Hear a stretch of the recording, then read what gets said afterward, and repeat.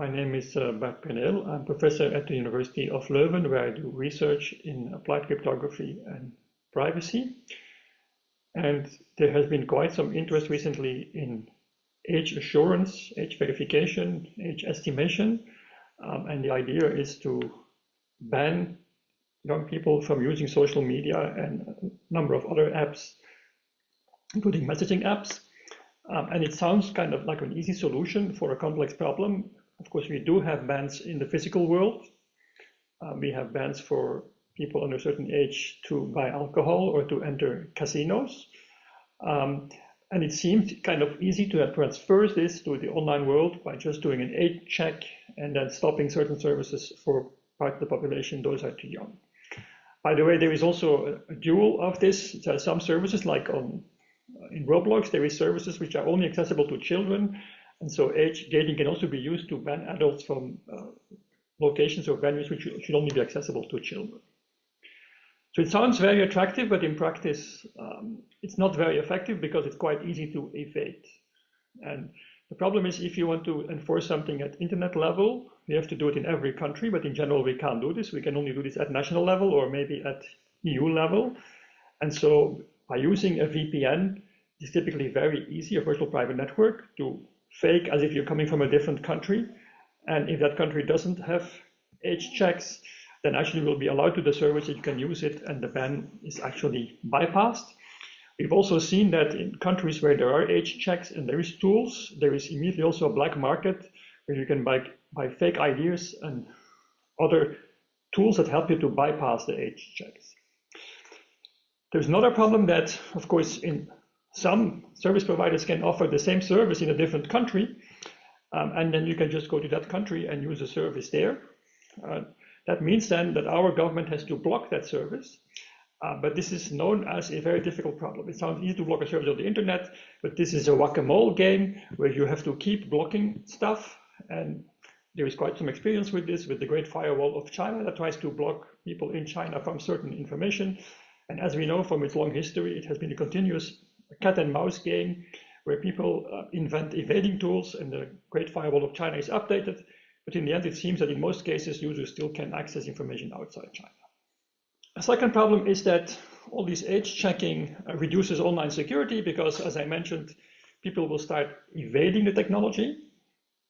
And so they may go to different sites in jurisdictions that are not subject to the regulation, which means they may end up using social media or communication apps provided by lesser known service providers that also don't fall under European regulation, that don't apply GDPR, and in fact, that use as an additional business model the theft of user data. Even worse, maybe they may use the situation to inject malware on your device and even hack the user. So the problem is that to bypass age verification, users may go to different jurisdictions, use less reliable services. I mean, this way actually they get a false sense of security, but in fact, they are more vulnerable and their cybersecurity is more at risk. There is also quite some privacy problems with age verification. The EU is developing a model app that should be kind of the gold standard for privacy verification. And also quite some researchers have been working on this. It's called zero knowledge proof, where you prove that you're a certain citizen, that you're older than a certain age, but you don't give any other details away. And that sounds like the perfect solution. In practice, of course, it means again that there has to be a global infrastructure that actually asserts that you really have this age. And we know from the COVID vaccination certificates that such certificates are actually possible to obtain fake ones. Once again, if you had such a service, there is people that find ways to bypass this. You go to jurisdictions where the age controls are less strict or where some bribery may help to get with such a certificate. So even if the technology is 100% secure and private, you still may be able to bypass this.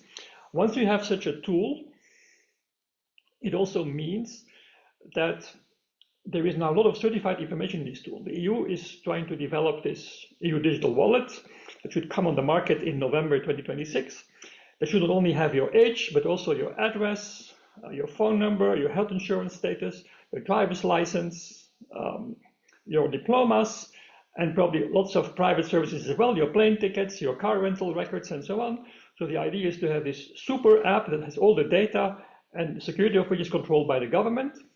The problem, of course, is if you use such an app, there is the risk that the service provider will ask for more data.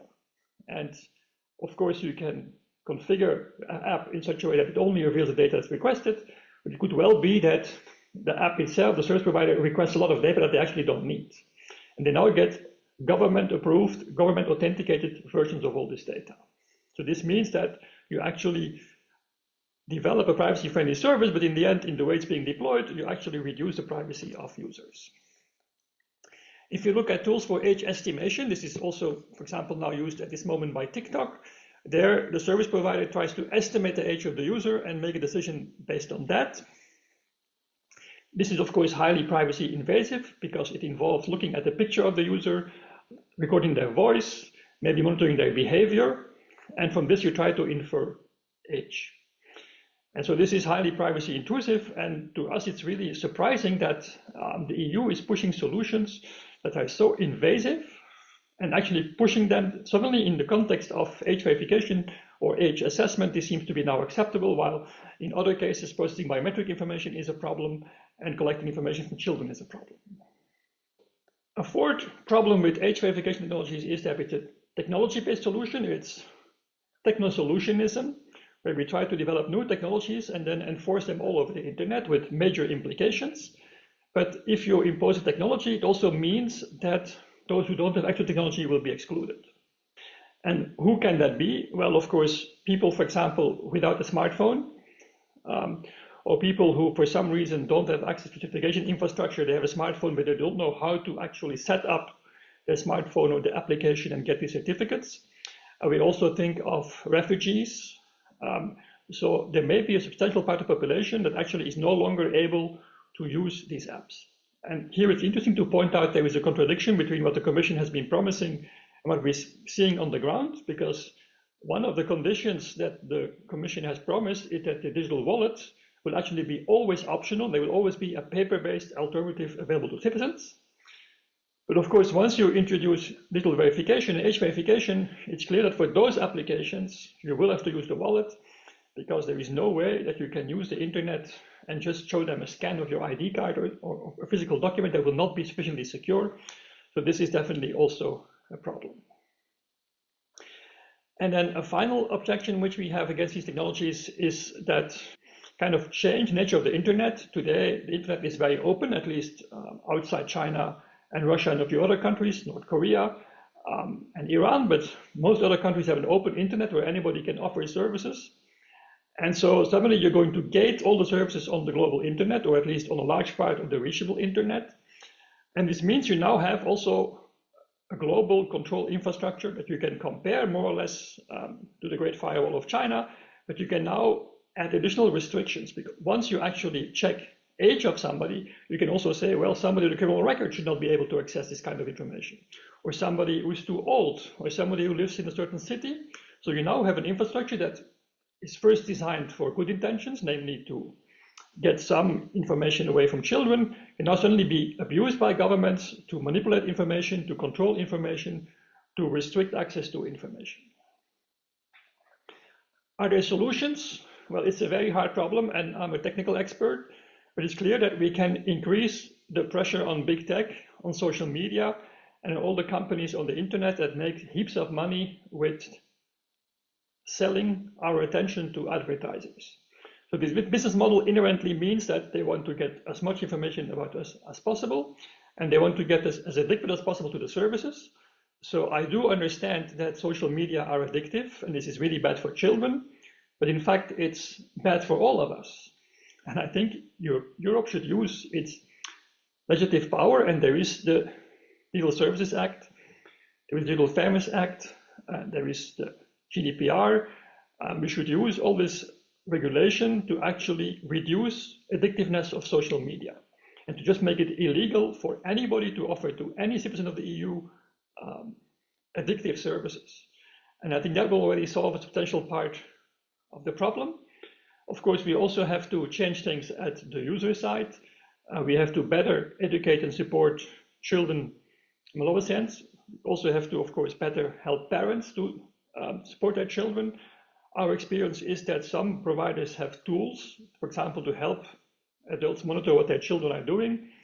I think these tools should be made more privacy friendly, but also more effective. A simple study showed that many of these tools are actually quite privacy invasive and easy to bypass. For example, you can bypass them by reducing the power level of your phone, or you can bypass them by changing the clock of the phone, and by just making small changes on the phone, you can actually bypass them. And so we should actually have good applications that help parents to work together with their children to maybe not go to certain places on the internet, but under control of the parents.